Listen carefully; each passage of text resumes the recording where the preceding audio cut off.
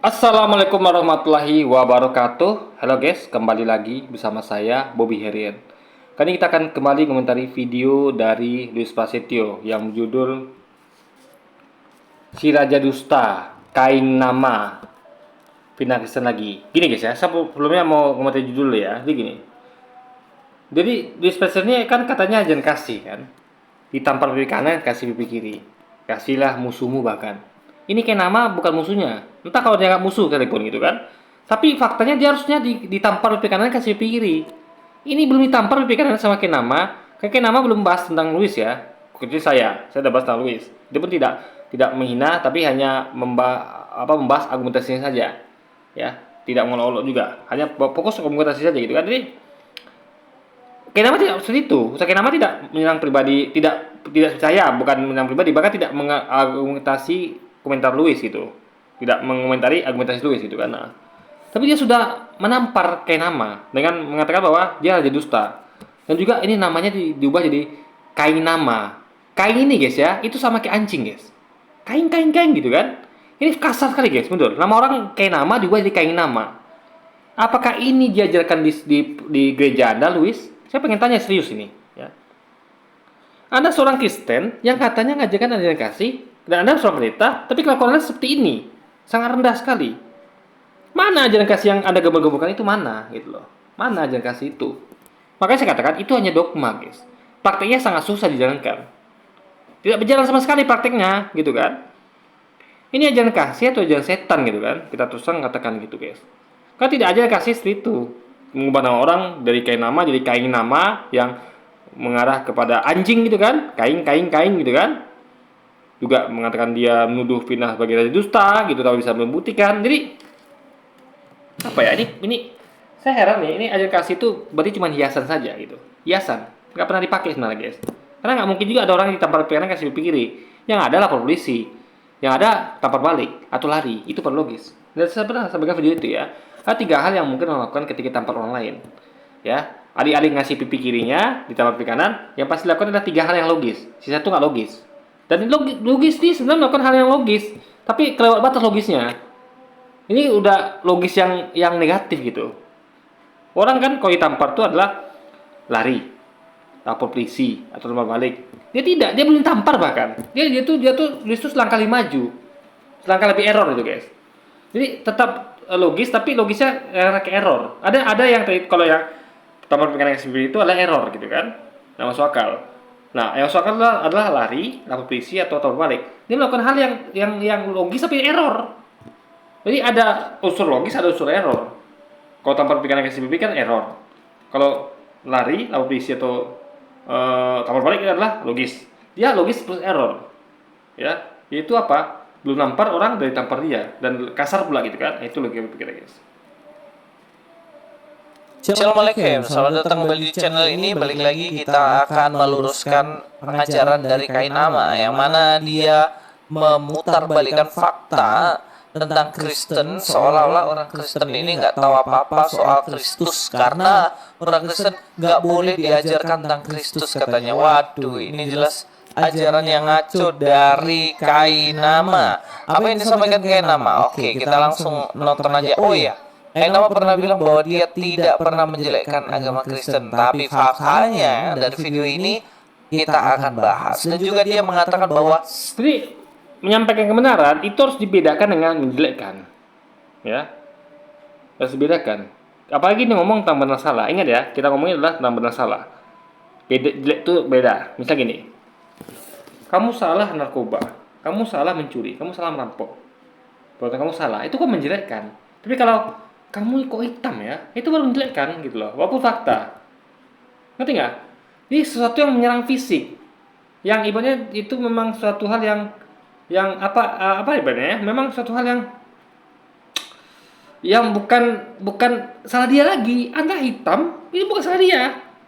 Mau menciptakan hitam, tapi ini agama adalah bukan ciptaan Tuhan.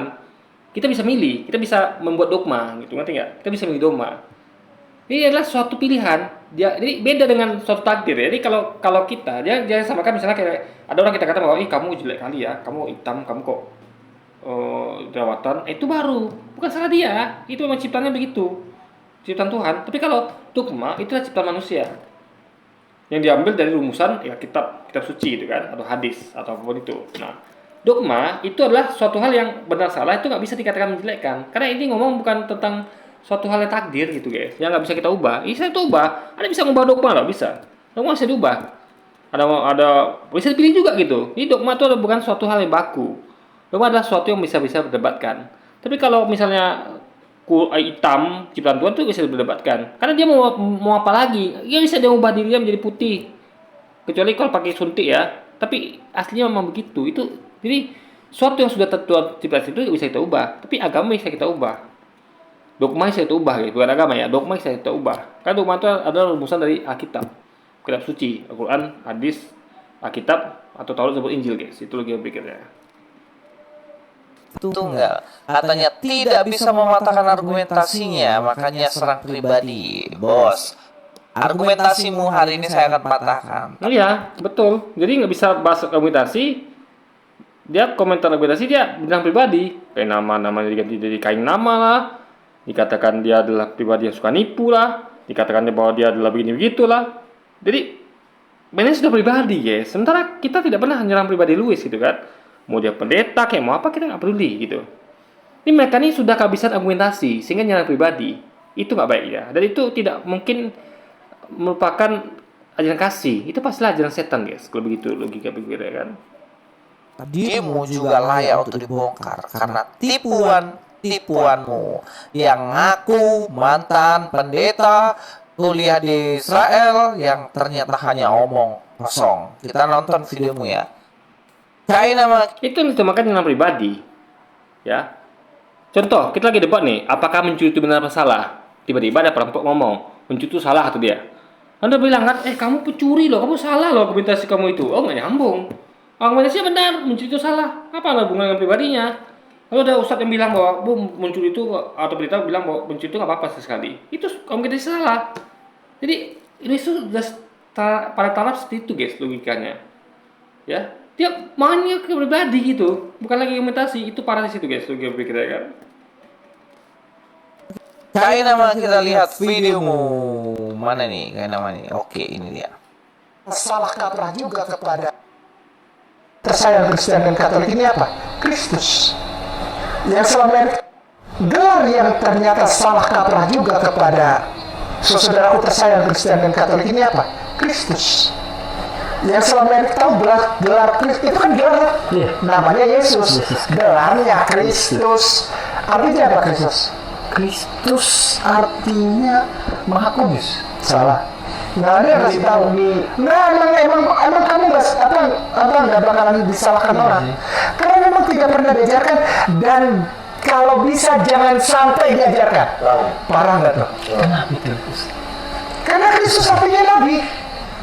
Kristos itu dari Hamasiah ke bahasa Ibrani, artinya the anointed one, seseorang yang diurapi. Untuk jadi apa? Yang diurapi itu cuma dua kalau manusia, raja, tiga, raja, imam, kohen itu kalau bahasa Ibrani kohen hagadol, kohen, nabi, imam, raja. Ya, kira-kira seperti itulah tipuan-tipuan kain nama. Lihat mukanya itu.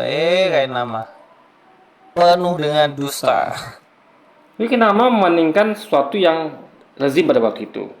Jadi pengenaan nama Kristus itu adalah karena diambil karena dasarnya adalah Kristos itu kan. Suatu yang seorang diurapi. Itu biasanya adalah ditujukan pada tiga, yaitu raja, ya kan, lalu nabi, satu lagi tadi imam gitu. Itu adalah lazim pada waktu itu. Misalnya kayak istilah misalnya kayak ustadz. Itu kan kalau kita lihat itu artinya guru gitu. Jadi ustadz itu adalah bisa kepada siapa saja gitu, yang asal guru gitu. Cuman lebih diutamakan sebenarnya adalah ditujukan kepada guru agama, gitu kan. Bahkan udah melebar lagi kepada ulama pun kadang disebut ustadz gitu, ya kan. Nah, jadi kayak Habib atau apapun itu ya, itu sebenarnya ustadz. Jadi udah bercampur kata itu gitu. Jadi itu adalah yang penting kita jangan pernah lari dari asal kata. Itu sedang dilakukan oleh nama. Dia kembali ke masa lampau dan menunjukkan kata itu pada tempatnya, pada haknya gitu. Nah, jadi kalau jalan terjadi banyak perubahan itu namanya sekali perubahan. Kita perlu tahu yang sebelumnya tuh sejatinya apa, itu yang poinnya. Itu yang diajak oleh Kenama untuk kita tuh kembali ke masa itu, kembali ke porsinya yang tepat gitu guys. Ya, dia mengatakan bahwa di situ kan dibilang kalau orang Kristen tidak diajarkan dan tidak boleh diajarkan tentang Kristus, bahwa Kristus Mesias itu artinya adalah nabi. Ini orang memang songong sih. Kita akan bahas ya dari bahasa Yunaninya. Nah, dalam bahasa Yunaninya kita akan lihat di sini. Dan baik mereka mendengarkan atau tidak, sebab mereka adalah kaum pemberontak, mereka akan mengetahui bahwa seorang nabi ada di tengah mereka. Ini kata nabi nih. Nabi ini di dalam bahasa Ibraninya itu juga memakai kata nabi. Tapi kalau perempuan biasanya pakai kata nabiah ini ya.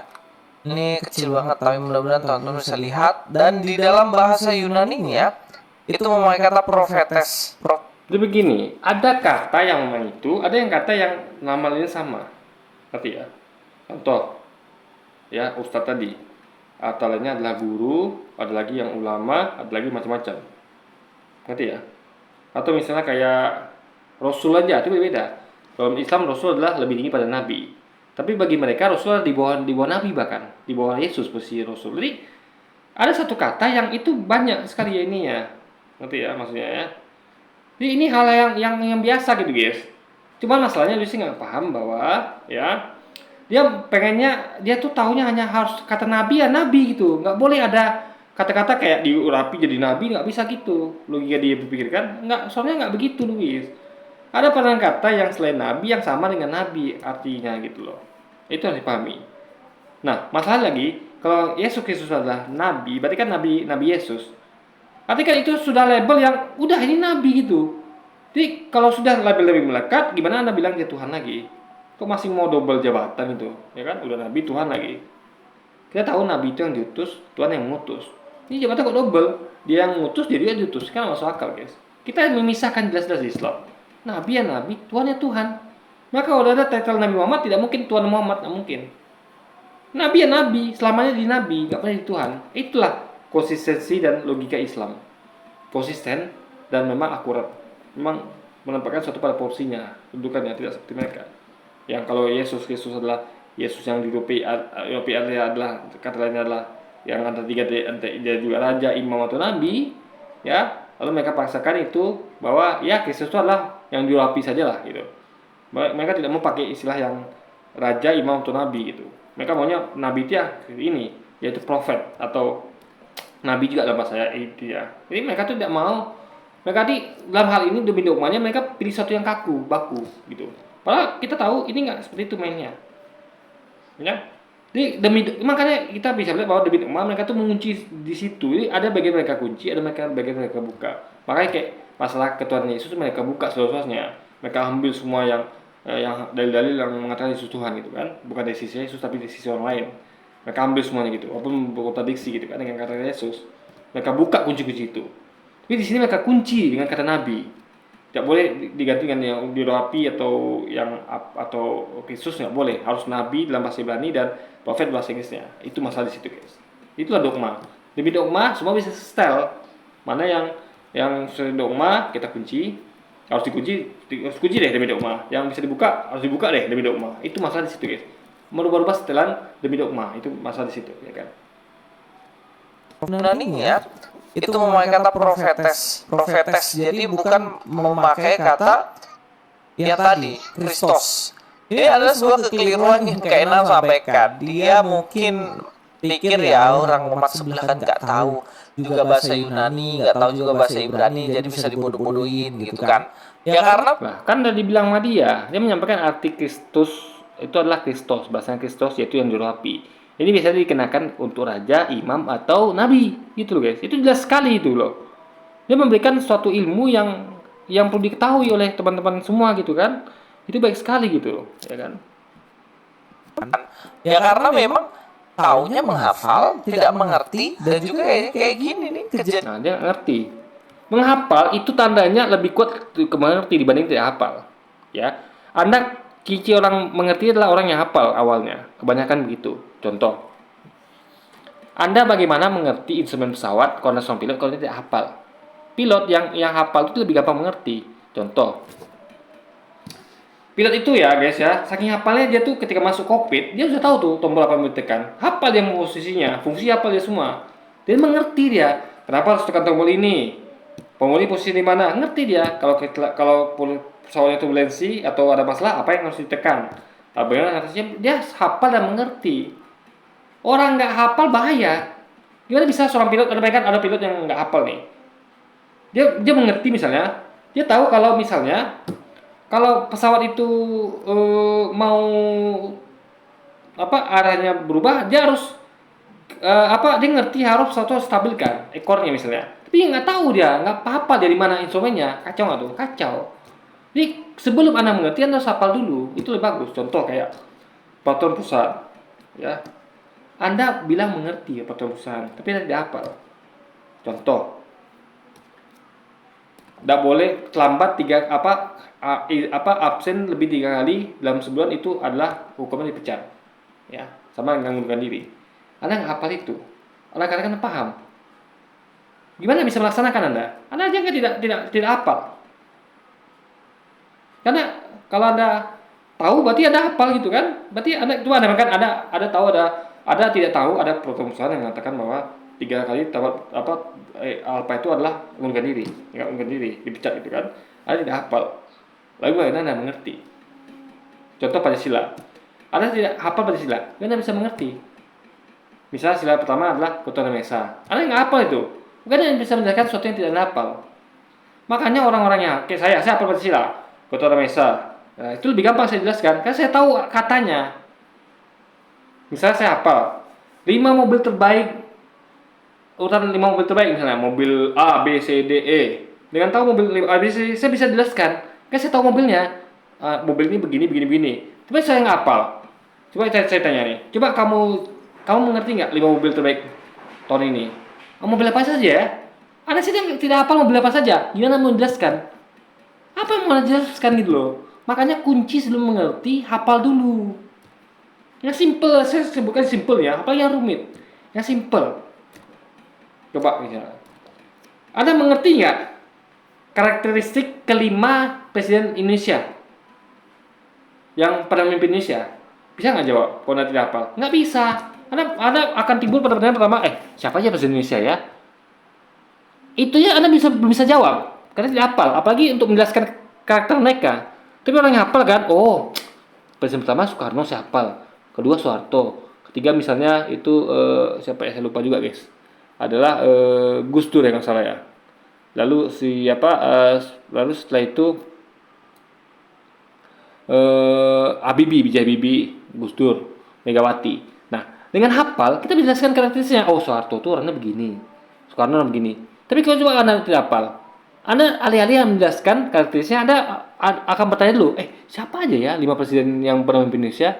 Itu guys, jadi menghafal itu lebih utama dibandingkan mengerti. Masa itu bukan begitu ya. Masa itu adalah yang pertama sebelum Anda mengerti adalah harus menghafal dulu. Akan susah Anda mengerti kalau tidak hafal, itu guys. Contoh, bela diri ya, bela diri. Kenapa Anda pernah nonton nggak film Karate Kid? Itu pertama kali itu adalah hafalan, belum pengertian. Jadi gini ceritanya, Karate Kid itulah ada murid yang dihajar sama orang-orang bela diri lainnya ya, kungfu misalnya gitu kan. Lalu dia dibantu sama guru, berguru lah dia sama guru ini, karena guru ini hebat itu kan. Dia minta ajarin langsung jurus, guru ini tidak mau. Dia jajarin hafalan. Disuruh buka jaket, gantung, kasih penghormatan, ambil jaket, pakai lagi, letakkan tanah. Gitu terus kan kalau pada nonton filmnya. Atau yang Karate Kid yang lain, dia disuruh dia gerakan mengulang, menghafal ngelap kaca mobil atau kaca rumah. Dia akan begini, kadang-kadang putar begini. Dia nggak ngerti itu, tapi dia hafal. Nah, ketika sudah berlalu, dia hafal nih, hafal sekali dia, karena udah refleks. Udah begini terus dia ada kejadian, udah begini terus dia kerjaan, udah gantung jaket dia, udah gitu-gitu dia kan. Nah, lalu tibalah hari ketika dia protes, ceritanya. Dia merasa tidak diajarkan sesuatu, berdiri. Kok diajarnya begini? Ini kan berdiri gitu kan. Lalu guru ngetes dia untuk membuktikan bahwa dia hafal apa tidak. Nah, guru itu tidak menjelaskan kenapa begitu. Nah, lalu guru memukul dia dan dia refleks nangkis gitu kan. atau begini. Heran ya? Dia belum ngerti loh guys padahal, tapi dia bisa mempraktekannya.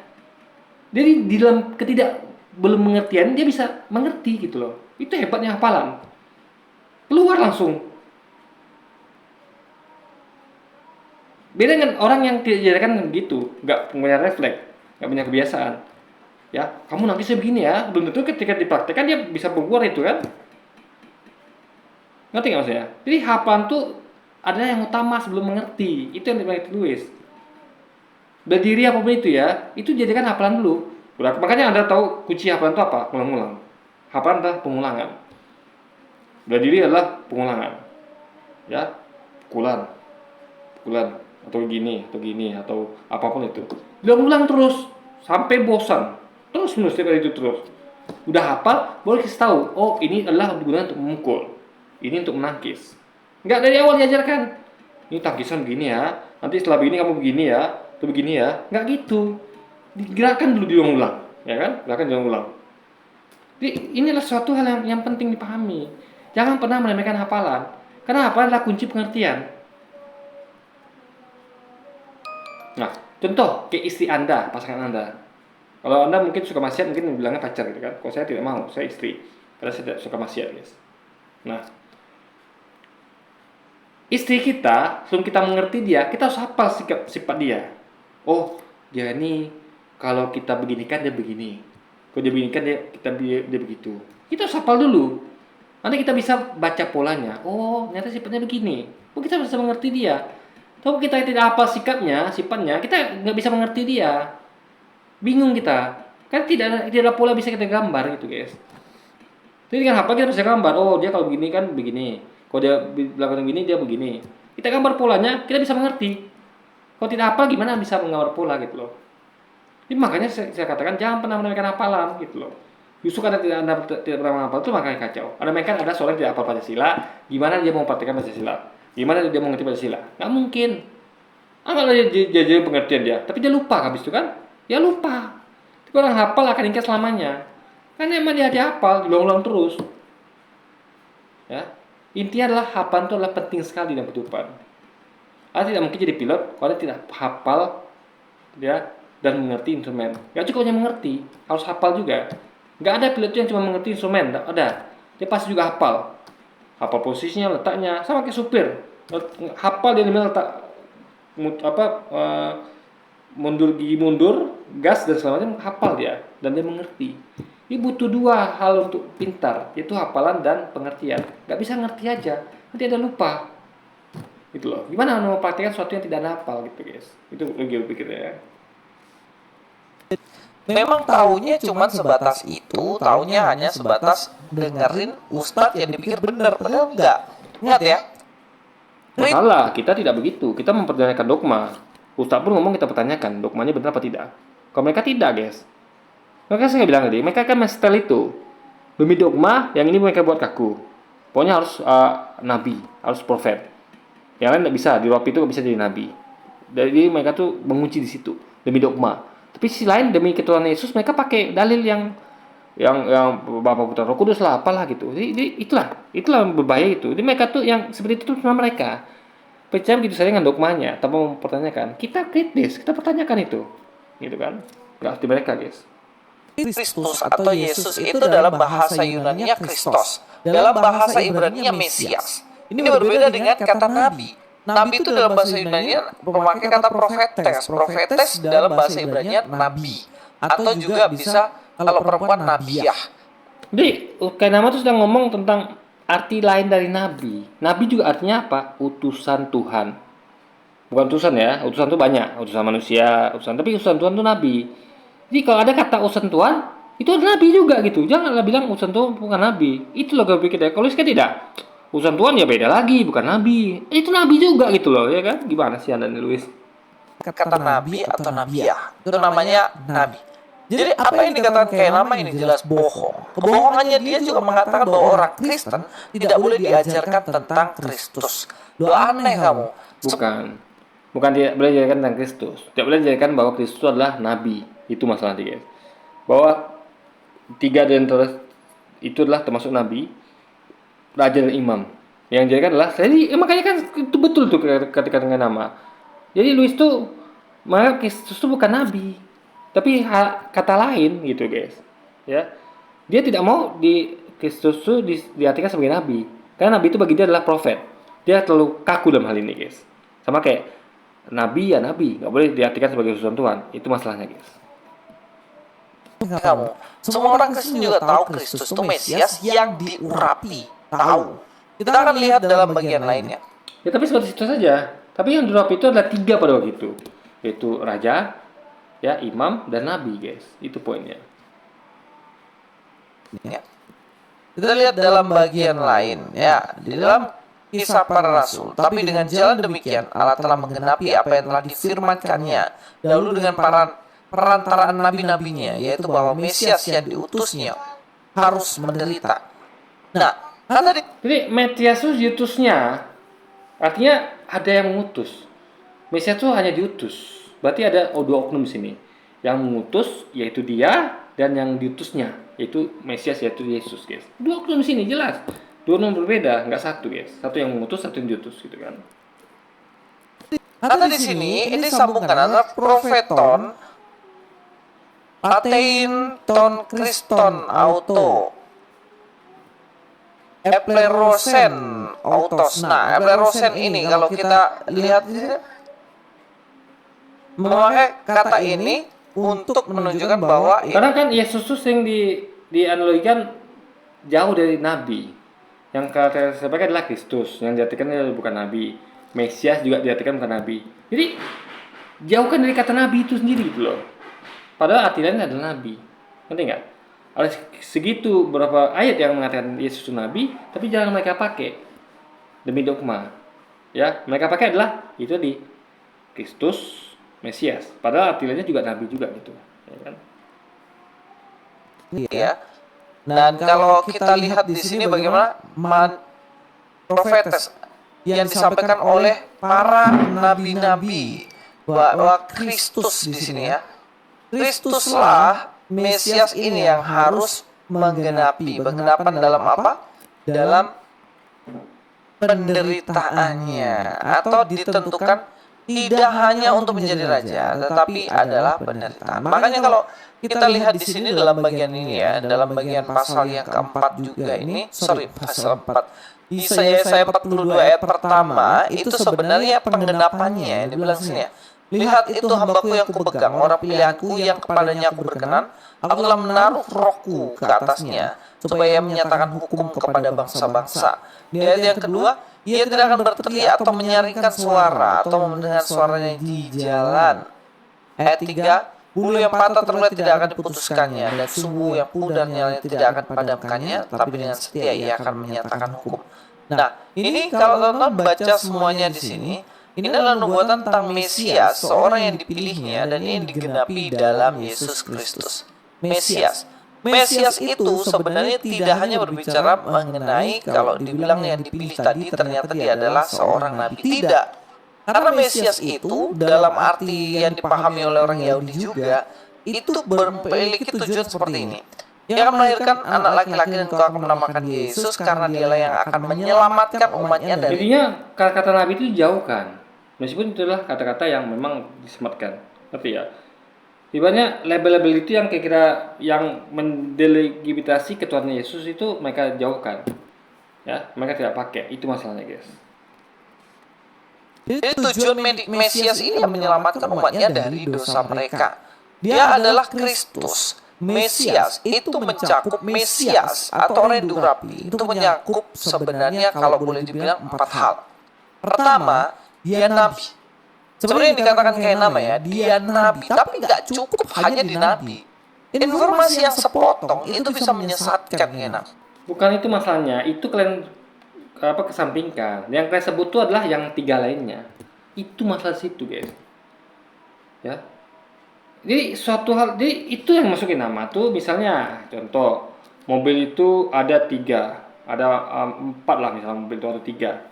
Mobil itu misalnya mobil itu kelemahannya adalah mobil itu adalah suka mogok, tapi kelebihannya adalah mobil itu bodinya bagus. Yang ketiga mobil itu adalah interiornya bagus, tapi mereka gemar-gemarkan yang kedua ketiga. oh mobil itu interior bagus, mobil itu adalah bodi bagus, tapi mogoknya nggak sebut-sebut atau jangan sebut. Itu masalah di situ guys.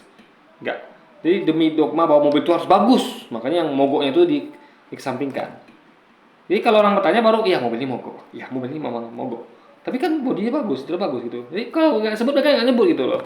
Ini sama kayak orang marketing jualan, mereka mengutamakan itu tadi, mengesampingkan yang bertentangan dengan dogma gitu guys. Karena menyebut nabi artinya adalah orang tuh akan bertanya, kok bisa nabi juga Tuhan? Aneh sekali gitu guys. Kok monopoli gitu? Yang diutus dan juga mengutus. Ini gimana logikanya gitu. Kita Islam itu jelas membedakan. Yang mengutus beda sama yang diutus gitu kan. Sesimpel itu guys. Saya mengutus orang berarti orang itu bukan saya. Mereka menyamakannya. Itu yang aneh, yang sangat susah diterima logika itu guys. Menyamakan antara yang mengutus dengan yang diutus gitu kan. Itu bisa menyesatkan ya Nam. Kamu pasti tahu itu bahwa orang-orang Muslim itu tahunya Yesus hanya nabi, ya kan? Makanya kamu sampaikan Yesus itu sebenarnya nabi. Orang Kristen juga tahu bahwa Yesus itu nabi. Tetapi kamu harus tahu bahwa dalam kata Mesias, Iya, cuman kalian jarang kepake gitu. Kayak yang tadi saya bilang kan, marketing mobil itu hanya bilang mobilnya bagus, interiornya, bodi bagus, padahal sering mogok. Yang sering mogok tidak mereka gemur-gemurkan, gitu guys. Itu masalah di situ. Kitanya baru bilang, oh iya mobilnya memang suka mogok gitu kan. Terpaksa guys. Jadi nggak pernah mau singgung gitu. Kalau tidak disinggung gitu, itu lo kayak pikir ya. pertama Yesus adalah nabi. Kedua, Yesus adalah raja. Ketiga, Yesus adalah imam. Keempat, Yesus juga adalah kurban pendamaian. Nah, dari Tapi yang sering dipakai kan adalah yang selain nabi. Itu yang sering dipakai. Jangan sekali orang Kristen tuh menyebut Yesus sebagai nabi kan. Jangan sekali guys. Itulah kayak pikirnya. ini tak bisa dilepaskan satu dengan yang lainnya. Ini penting untuk diketahui. Ya nggak bisa dilepaskan tapi bisa dikesampingkan. Ngerti ya? Sama kayak mobil itu suka mogok, mau dia bagus, interior bagus. Nggak bisa dilepaskan. Memang mobil itu melekat tiga-tiganya, tapi mereka kesampingkan yang bagian mobil itu mogok. Nah itu loh kayak pikirnya guys. Bodohin. Nah, apa kaitannya dengan Yesus yang adalah nabi? Yesus yang adalah nabi yang mana dia menyampaikan kebenaran. Karena kan logikanya adalah raja imam. Nabi itu adalah posisi yang sama. Ini lagi loh. Raja, imam, nabi nggak mungkin Tuhan. Kalau raja mungkin bisa bilang Tuhan, raja di atas segala raja. Tapi imam dengan nabi kan susah untuk disamakan dengan Tuhan, guys. Ini intinya adalah apa ya? Sesuatu yang kalau kita sebut nabi saja orang tahu harusnya. Nabi itu yang diutus, utusan Tuhan. Karena ada bayangkan ya. Musa nabi, Ibrahim nabi, Muhammad nabi, Yesus nabi. Ya sudah sama level gitu. Ya, kok bisa dilarikan ke Tuhan itu guys. Yang mereka semua diutus. Ini kalau anggap bahwa Yesus diutus dan mengutus, berarti Musa juga begitu dong. Dia bisa juga dong, selagi diutus dia mengutus juga. Karena bisa gitu guys, kita kan. Artinya memang Yesus hanya nabi. Nggak ada namanya monopoli itu nggak ada. Ya, itu nggak logis guys. Monopoli jabatan itu nggak logis. Tuhan itu tidak ada yang sama dengan dia. Yang sama serupa sebanding dengan dia. Mau nabi kek, mau Mesias kek, mau apa kek, Tuhan adalah Tuhan guys. Juga kepada orang-orang, sehingga dia dianggap sebagai nabi. Tapi yang kedua, dia adalah seorang raja yang memerintah di kerajaan sorga. Makanya dia Yesus adalah raja bagi umatnya. Ketiga, Yesus adalah imam. Imam yang apa? Tugas imam. Imam yang membawa kurban persembahan. Yesus bukan raja di sorga. Dia bilang gini ya, aku akan pergi ke sorga dan menyediakan tempat untuk kalian di surga Bapakku. Itu tempat yang punya bapaknya. Dia hanya menyediakan tempat. Sama kayak saya. Ya, saya akan pergi ke rumah saya untuk menyediakan tempat bagi kalian ke rumah bapak saya bilang gitu kan. Itu bukan rumah saya, rumah bapak saya. Artinya dia siapa? Bapak saya. Saya hanya anak, guys. Saya hanya orang yang menyediakan tempat. Rumah itu punya bapak saya. Berarti Yesus bukan raja. Dia adalah anak sang raja. Dan ini tentu anak itu kita perlu berdebatkan lagi. Anak bagaimana dulu gitu kan. Karena posisinya adalah sama-sama menyediakan tempat. Dia juga dapat tempat di situ gitu loh. Ya kan? Jadi dia tuh pergi surga tuh dapat tempat sama kayak kita, sama-sama bertempat di surga gitu. Sebagai ciptaan, bukan sebagai pencipta, guys. Karena yang punya surga itu bukan dia, tapi bapaknya, Tuhannya, guys. Untuk menyelamatkan manusia supaya dosa yang ada itu dihapuskan karena imam memberikan kurban. Makanya orang-orang dahulu, orang Yahudi itu ketika ke Bait Allah, mereka membawa kurban untuk disembelih untuk menjadi pendamaian karena manusia berdosa sehingga manusia diselamatkan. Manusia tidak Ini guna korban itu adalah bentuk terima kasih kita kepada Tuhan, ya, bahwa kita itu telah dikasih rezeki berupa hewan ternak, tumbuh-tumbuhan, gitu. Bentuk rasa syukur bahwa Tuhan ini loh makanan yang telah kamu berikan, gitu loh. Jadi Tuhan tidak makan itu, Tuhan tidak butuh itu, kita yang butuh untuk sebagai terima kasih. Itu Tuhan tidak butuh itu semua, gitu. Dan Tuhan tidak perlu turun untuk ganti-ganti itu kan? Kan sudah ada korban bakaran, kenapa Tuhan harus turun? Tidak masuk akal guys logikanya kan? Jadi gini loh, cukup dengan korban bakaran berupa hewan udah cukup bagi Tuhan. Kenapa dia harus berbuat seperti itu? Ini logikanya aneh guys. Sesuatu yang harusnya sudah cukup tiba-tiba dilebih-lebihkan oleh manusia. Ini seakan-akan itu nggak cukup bagi dia. Jadi seakan-akan dia yang butuh untuk melakukan itu. Jadi kalau dia tidak turun menjadi manusia, tidak akan jadi berbuat dosa. Kan aneh sekali guys. Sekarang Tuhan tuh terbatas kemampuan untuk kamu berdosa. Uang kita cukup masih korban bakaran saja kok udah cukup bagi Tuhan. Gak perlu lagi dia melakukan yang berlebihan gitu kan. Itu loh kita pikir guys. Korbannya siapa? Korbannya adalah Yesus Kristus, yang mana dia yang diurapi, yang dipilih untuk menjadi korban, untuk menyelamatkan semua manusia yang Ini sedangkan Abraham saja, Ibrahim dites untuk anaknya itu disembelih, diganti Tuhan sama domba. Untuk ngetes saja, ini kok benar terjadi, aneh guys. Jadi manusia itu hanya tes, ya. Ini Ibrahim benar apa tidak nih? Nggak benar-benar Ismail itu yang dikorbankan. Itu hanya tes gitu loh. Jadi tidak mungkin Tuhan tuh menyuruh untuk mengorbankan manusia itu nggak mungkin. Itu adalah ajaran apa ya? Kalau kita lihat itulah ajaran kayak Lucifer gitu guys, kayak semacam itu. Karena kita lihat lah banyak ada lihat ya banyak nonton film cerita baca-baca buku itu banyak sekali yang sosok jahat yang mana itu meminta korban manusia, ya, minta tumbal manusia, entah di gunung-gunung, entah di lautan, di mana itu orang tuh bahkan ada dari anak kecil yang belum ada dosa atau mungkin jadi siam perawan yang belum menikah atau masih berjaka dibunuh untuk persembahan bagi sosok yang yang takuti itu. Nah, jadi ini ada cerita yang kita tahu itu tidak masuk akal dan itu adalah berarti sesuatu jahat. Kok minta pengorbanan tumbal seperti itu? Dan tidak mungkin Tuhan seperti itu. Nggak mungkin Tuhan meminta tumbal sebuah manusia itu nggak mungkin, nggak masuk akal. Makanya kejadian sama ini kan yang ada kan adalah yang dikorbankan adalah hewan. Bahkan ketika kejadian anak Ibrahim pun itu diganti sama domba, nggak benar terjadi. Itu hanya sebatas tujuan atau tes. Jadi nggak mungkin Tuhan tuh betulan menjadikan manusia sebagai korban, nggak mungkin guys. Itu berdasarkan dengan logika gitu kan.